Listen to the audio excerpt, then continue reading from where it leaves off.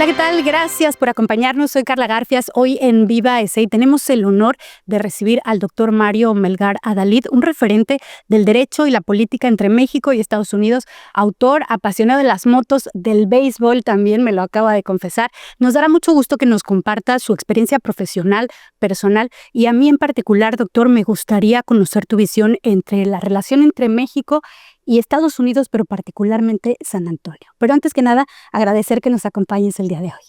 Muchas gracias, Carla, por la invitación a tu programa que es tan reconocido en San Antonio y bueno, con muchísimo gusto de participar y bueno, lo que yo pueda decir tenga algún beneficio, alguna utilidad y lo hago además con mucho agrado. Muchas gracias, doctor. Vamos a entrar en materia. ¿Cómo comenzó tu carrera en el derecho y en la política? Tienes una gran trayectoria y podríamos hacer varios programas al respecto, pero tú platícanos con tus palabras, ¿cómo empezó esta carrera para ti? Yo estudié Derecho en la Universidad Nacional Autónoma de México, en la Facultad de Derecho, y tuve una intención de dedicarme a cuestiones académicas, pero al mismo tiempo, y tal vez debido a eso, tuve conexión, bueno, pues con algunos cargos públicos en el gobierno federal, en un gobierno estatal en Guerrero, y tuve también la oportunidad de servir a la universidad porque llegué a ser el abogado general de la universidad, lo cual para un abogado egresado de su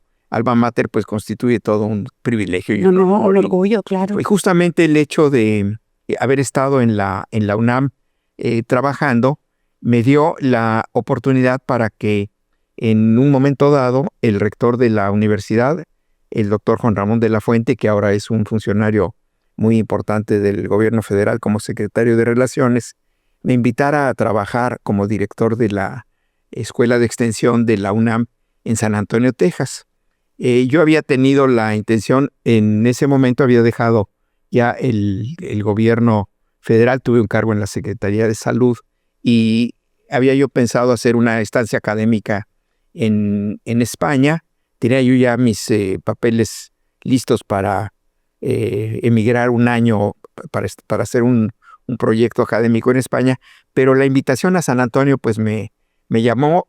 Vine originalmente por 3 años. Después de los 3 años, el proyecto se extendió 5 años más, fueron ya 8, y cuando ya estaba yo listo para regresar a México, familiarmente mi esposa se había encontrado muy contenta en San Antonio y me dijo, ¿por qué no tratamos de quedarnos aquí? Uno de nuestros hijos ya se había incorporado a un despacho de abogados en San Antonio, el despacho de Cashó, Cavazos y Newton, y justo en ese momento recibí una invitación para desempeñarme como consejero externo, como off-counsel, lo que hago hasta la fecha. Y bueno, y eso está señalando ya que tengo 25 años de vivir en San Antonio, entonces tengo una conexión, bueno, pues anímica con la ciudad. Creo que es una ciudad que he visto crecer en estos 25 años y me he dado cuenta de la enorme vinculación y contacto e importancia que tiene para México. Fíjate que sin querer ya me contestaste mi siguiente pregunta. Lo que comenzó como un proyecto se volvió en un proyecto de vida, ¿no? Lo que comenzó como una propuesta, al final fue un proyecto de vida. Y te iba a preguntar por qué fue que llegaste a San Antonio, ya me contestaste esta pregunta, pero me voy a regresar un poquito a tu experiencia en México. Ya nos platicaste rápidamente los cargos que has tenido, pero particularmente como consejero de la Judicatura Federal, ¿qué aprendizajes fundamentales te dejó esa experiencia? Interesante en este momento porque derivó de una reforma judicial en la que se redujo la Suprema Corte de Justicia de 25 ministros a 11 y todas las funciones de carácter administrativo, disciplinario, de vigilancia de los jueces y de la administración del Poder Judicial Federal que llevaba la Suprema Corte, se le encargó a un órgano nuevo en México que había tenido o que ha tenido pues mucho éxito, sobre todo en los países europeos, concretamente en España y en Italia y en algunos países hispanoamericanos. Ha sido muy relevante esta función de un órgano de administración, de disciplina y de vigilancia, que fue el Consejo de la Judicatura. El hecho de que yo estaba en la UNAM haciendo trabajo académico, pues hizo que en el Senado de la República pensaran en mí, me invitaran a formar parte de la evaluación que se hizo para nombrar a los consejeros en ese momento y tuve la suerte de haber sido consejero fundador del consejo. Digo que es relevante porque esa reforma ahora se vio modificada con una reforma del año pasado en que se le cambió el nombre al Consejo de la Judicatura, pero las funciones siguen siendo básicamente las mismas. Fíjate, doctor, en este programa tenemos un eslogan que dice que el éxito no se presume, se comparte. Todas estas etapas que tú nos platicas en tu vida sin duda son etapas de éxito, ¿no? Una ligada con la otra. ¿Tú crees que fue tu preparación, que fue la suerte, que fueron tus contactos? ¿Cómo llegaste a cada una de esas etapas en tu vida? Bueno, la verdad es que yo si tuviera que señalar algún responsable de cómo me ha ido, no sé si bien o mal, pero creo que todo se lo debería yo a la universidad. Creo que la universidad es una institución que forma a los mexicanos, pero sobre todo les imbuye un sentido de pertenencia, de conexión con el país, con sus necesidades, con los problemas que enfrenta, con las soluciones que deben buscarse para resolver esos problemas. Entonces me parece que la universidad te permite no solo las herramientas, pero te da también el impulso anímico para poder dejar a un lado otro tipo de actividades o de satisfactores. La iniciativa privada en la abogacía pues es muy interesante. El litigar también tiene una enorme significación, pero bueno, la participación con grupos sociales y haciendo política también es parte de lo que la universidad genera y es parte de la formación que uno ¿Podrías decir que para la gente joven que nos escucha o para los papás que tienen hijos, por ejemplo, en etapa de decidir su carrera, que el alma mater podría cambiar el rumbo de tu vida? La escuela que elijas, no solo la carrera, también la escuela y a lo mejor hasta tus profesores podrían cambiar el rumbo de tu vida. Sí, y creo que la pregunta es muy, muy pertinente porque hablaba yo de la institución como tal y bueno, esto es un poco etéreo en realidad. Son los maestros, o sea, los maestros con los que uno tiene conexión, los maestros que le enseñan a uno qué es lo que uno va a ver en el momento en que deje uno las aulas para enfrentarse a la vida real, pues son ellos quienes tienen pues ese impulso que además tiene un efecto muy importante porque le enseñan a uno que también eso mismo tiene uno la obligación de hacer con quienes son sus alumnos. He tenido la suerte de tener alumnos pues muy, muy dedicados y es pues un logro y un orgullo que uno tiene de ver alumnos que han escrito, que tienen cargos importantes, que destacan en distintas actividades. ¿Cuántos alumnos tienes más o menos? ¿Tienes una referencia o no? No, pues son tantos años de dar cátedra, pero sí pensaría yo que nunca había me hecho la pregunta, pero probablemente estaría cerca de 20,000 alumnos. Imagínate, es que ahorita que tocamos el tema de cómo los maestros pueden cambiar tu vida, tú has tenido la oportunidad de tocar 20,000 almas frescas en su momento, ¿no? Con ganas de conocimiento, de crecer, de aprender y a lo mejor parte de lo que hoy hacen bien, como tú dices, pues fue algo que tú les inculcaste. Oye, vamos a entrar en tema de lectura. Afortunadamente a los dos nos gusta leer y tú ya me ganaste, además te gusta escribir. Y yo traje El brillo del caudillo y el doctor me trajo La Suprema Corte de Estados Unidos. ¿Cuál comentamos los dos? Diría yo algo muy rápido del texto sobre la Suprema Corte porque no quiero decir que es un libro muy bueno, pero sí puedo decir que es un libro único porque es el libro que solamente se ha escrito uno por un autor hispanoparlante. Es decir, es un tema tan complicado que yo pues tuve la osadía, yo creo que fue una aventura académica, el ponerme a escribir sobre los casos más relevantes que ha tenido la Suprema Corte de Estados Unidos y su impacto en el desarrollo de la historia de este país. Entonces, el libro ha tenido mucha suerte, pero es un libro que está escrito no de manera tan técnica, sino que son más bien relatos que tienen que ver con casos emblemáticos de las decisiones que la Corte ha tomado. Podría resultar interesante tanto para quienes les gusta el derecho como para quienes les gusta leer y empaparse un poco de cómo funciona el sistema en Estados Unidos. El mérito inicial es que esté escrito en español por alguien hispanoparlante. Todos los libros que hay sobre la Corte los han escrito autores ingleses y los autores hispanoparlantes probablemente no se han dirigido a este tema porque es un tema realmente muy complejo y habría que tener pues las herramientas que da el conocimiento del derecho americano, del derecho de los Estados Unidos. Claro. Como no es un libro estrictamente técnico, tiene elementos jurídicos, pero es fundamentalmente un libro de historia, diría yo, y un poco de reflexión política y social. Muy interesante. Oye, y El brillo del caudillo, este sí ya que me lo leí. Si les gusta leer, definitivamente recomendadísimo.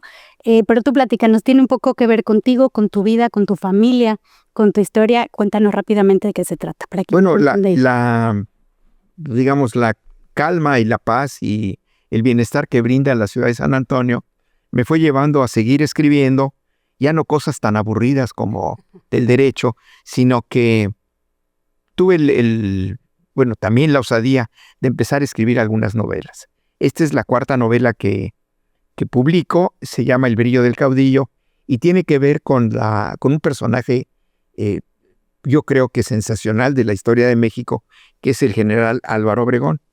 El general Obregón fue presidente de México de 1920 a 1924 y se fue a su rancho en Navojoa, muy cerca de Cajeme, entonces, que ahora lleva el nombre precisamente del general Obregón, Ciudad Obregón. Se fue a cultivar garbanzo. Era un hombre tan extraordinario que además de ser un gran estratega militar, él venció a Pancho Villa en dos batallas muy importantes. Una de las batallas en Celaya, donde Obregón perdió el brazo. Él ganó la batalla, pero Villa quedó muy contento porque con su enemigo había perdido el brazo. Sí. Dicen que cuando estalló la granada que le desprendió el brazo al general Obregón, alguno de los combatientes que estaban de su lado preguntaba que dónde estaba la mano del general Obregón, porque lo vieron sin su brazo y sin su mano. Y el general Obregón, todavía sangrando, dijo: echen una moneda de oro al aire y verán que va a aparecer. Después de eso, ya no le fue tan bien porque el dolor lo fue llevando casi al grado de utilizar con la mano que le quedaba su pistola para quitarse la vida por los dolores, y uno de sus correligionarios que estaba cerca lo evitó y ya de ahí en adelante fue su protector durante toda la vida del general. Pues este general que tenía una memoria extraordinaria, que era un hombre pues muy simpático, que era un enamorado de los libros, que había leído mucho, que fue el que impulsó la gran obra educativa de José Vasconcelos.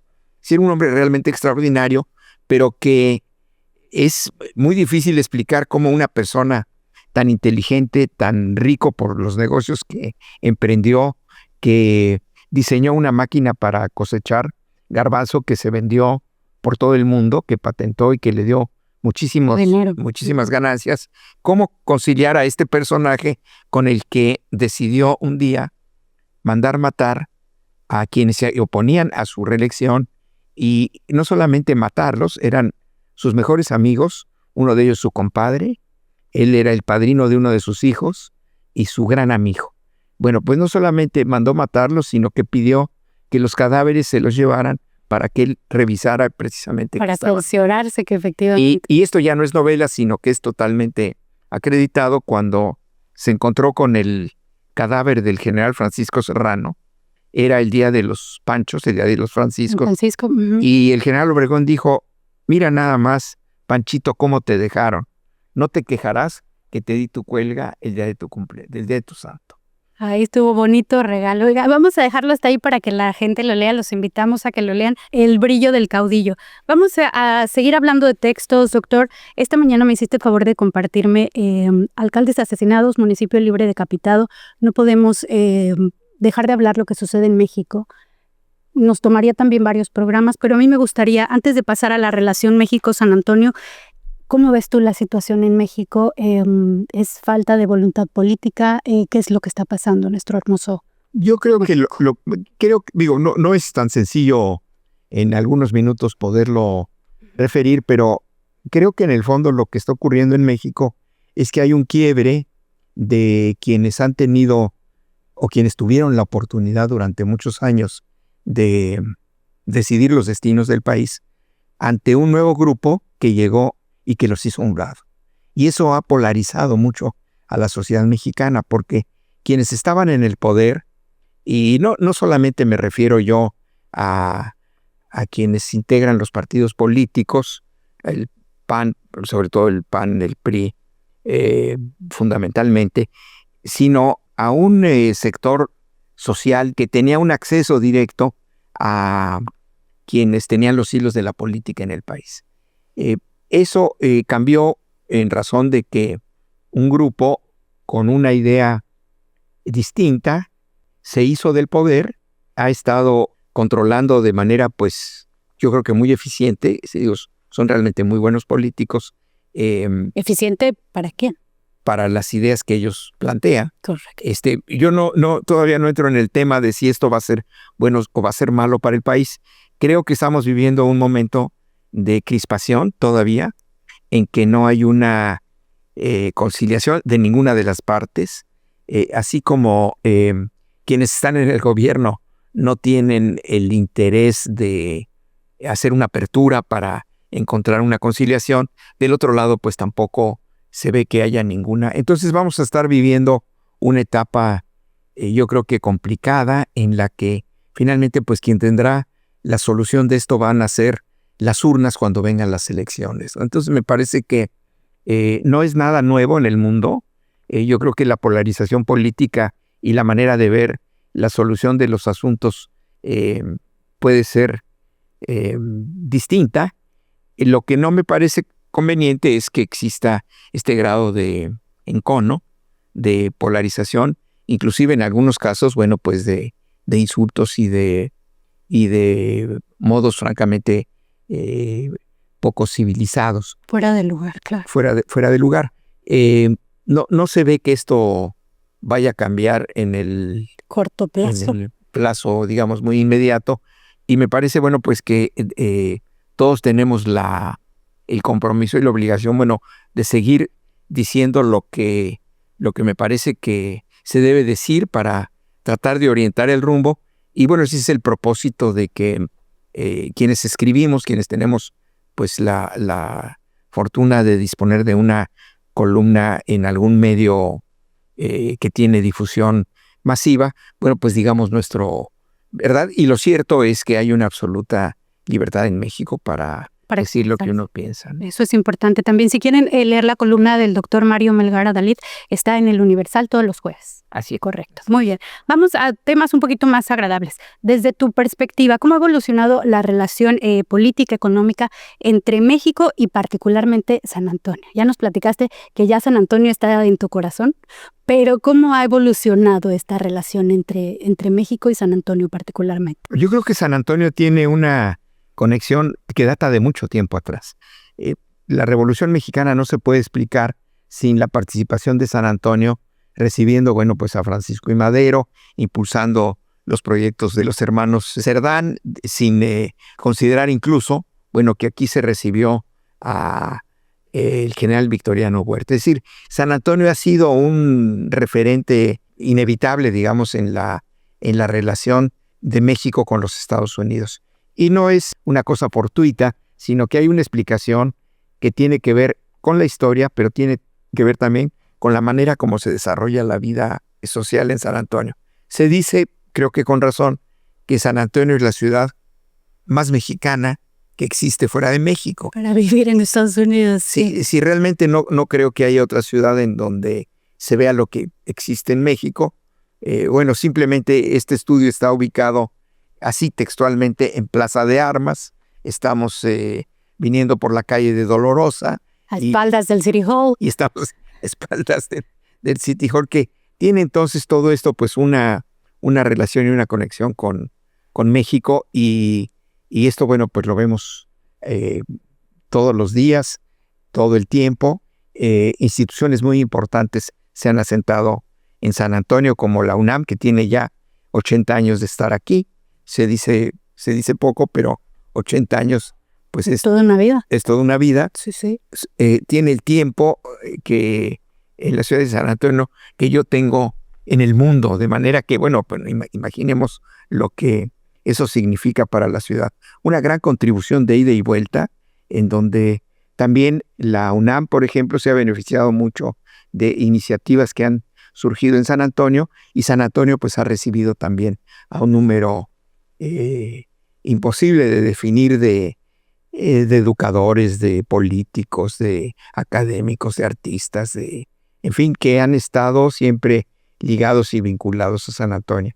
Si vemos las calles, bueno, pues nos vamos a encontrar con las esculturas de Sebastián. Hay un sello, digamos, mexicano en la ciudad de San Antonio. Si bien los mexicanos, que entiendo son cerca del 65 tal vez, creo que en algún programa tuyo señalabas que sí, 65, poco más del 60%, es cierto. Somos provenientes, bueno, básicamente de México, aunque también de algunos otros países latinoamericanos, que estamos en San Antonio y que tenemos, bueno, pues la posibilidad de incorporarnos a este medio, de vivir en esta ciudad con costumbres distintas a las nuestras, pero también de ir dejando una huella en la ciudad que, bueno, se manifiesta en el arte, en la música, incluso en la manera como comemos y como hablamos y todo. Sí, hay que irnos adaptando a todo. Y hablando, por ejemplo, doctor, del sector empresarial, ¿cuáles oportunidades ves tú que haya de la gente que viene de México, particularmente a San Antonio? Yo creo que existen muchas oportunidades y que yo no soy empresario, pero tengo la impresión por la referencia que tengo de quienes vienen, hacen negocios en San Antonio, y muchos de ellos tienen que regresar a México, y algunos, los menos, tienen mucho éxito, que es muy importante conocer que las cosas funcionan de manera distinta. Absolutamente. Entonces, es un medio diferente. Yo creo que en esto, bueno, las instituciones académicas como la Universidad de Texas en San Antonio han tenido programas muy exitosos de capacitación a empresarios mexicanos que vienen, que hacen un esfuerzo. Hay una asociación, yo creo que ha retomado su buen rumbo, que es la Asociación de Empresarios Mexicanos. Yo soy miembro de la asociación. Que tiene realmente pues un trabajo fundamental, lo hacen muy bien, tienen una conexión con la comunidad y tienen entre sí, bueno, este intercambio de experiencias de lo que es conveniente hacer, de lo que hay que tener cuidado. Un saludo y un abrazo a Víctor, al presidente Víctor Reina y a todos los miembros de la asociación. Tienes razón, yo ahí he encontrado no solo buenos amigos, buenos colegas y buenos consejos. Entonces tu consejo sería acercarse, en este caso a la asociación o a los cursos que ofrece, por ejemplo, la UNAM o algún otro tipo de institución. Sí. Ese sería la recomendación. Yo creo que fundamentalmente la puerta de entrada podría ser la Asociación de Empresarios Mexicanos.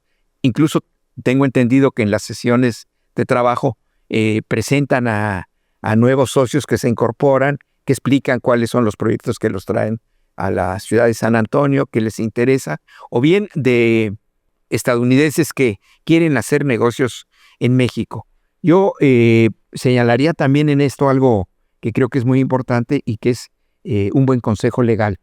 Y válgase el comercial, me parece que en esto hay un despacho que es, digamos, un eje en San Antonio, pero que no se ha dicho suficientemente, pero es el primer despacho binacional que surgió con motivo del Tratado de Libre Comercio entre México y Estados Unidos.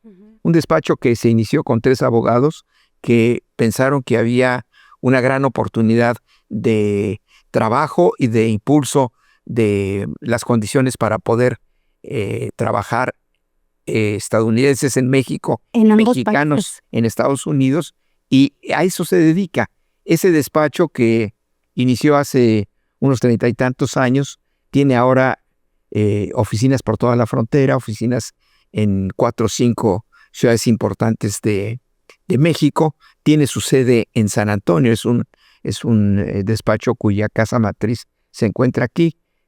Cavazos y Newton me parece que también es un referente para conocer las condiciones legales de ya no solo de los negocios, sino incluso de la situación migratoria de quienes vienen a que es importante también estar al día y particularmente el día de hoy. Pasando ahora, doctora, un poquito un tema ya más personal, un poquito por tema de tiempo, porque plática nos tenemos para rato. Oye, abogado y doctor en Derecho en México y en Estados Unidos, consejero de la Judicatura Federal en los 90s, actualmente of counsel en Casho. También eres autor. ¿Cuándo te da la vida para andar en moto, para el béisbol y de dónde te nacieron? Bueno, el béisbol ya se acabó. Ya se quedó en la foto. Pero se quedó en la foto y se quedó en el corazón. ¿En trofeos? Sí, y en trofeos. Y yo tuve la suerte de haber formado parte de un equipo mexicano que ganó una medalla de oro en los Juegos Centroamericanos y del Caribe. Entonces, haber ganado en Santo Domingo frente a esos equipos que son tan buenos. Emblemáticos en el béisbol, claro. Los cubanos, los dominicanos, los